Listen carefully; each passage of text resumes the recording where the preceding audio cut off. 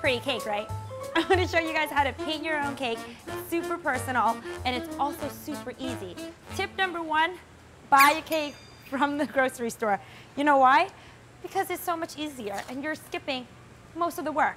The only special equipment you're going to need is some food coloring. And I'm gonna put some food coloring onto my plate, like an artist.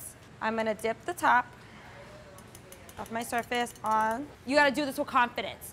Don't second guess it, just go for it. So then you would just lift and pull down. Petal number 1. They can go a little larger, they can go a little smaller. It's a flower, it's Mother Nature.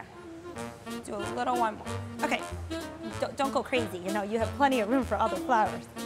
You know, making this cake really makes me feel like I'm Picasso. I mean, I'm not. Picasso was a bald man. But we have similarities. We both own dachshunds. For the stem, you want to just dip this side. And then, again, confidence. And then for your leaves, instead of doing the strokes when you did before, going down, you want to go up. We're also going to do the side of it because we don't want to give it, you know, it's a little too plain Jane. Doesn't it look like feathers? So now it's all red, but I want to give it that fading ombre look. So I'm going to go in with some yellow. The great thing about yellow and red, it makes orange. This is a full art class. And there you have it.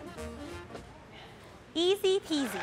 So now that the cake is ready, I'm gonna pop some candles in it and sing happy birthday to Sarah. With that note, let me know what you want me to hack or what tips you want me to share with you next time, and write in the comments below. Happy birthday, Sarah! I'm coming with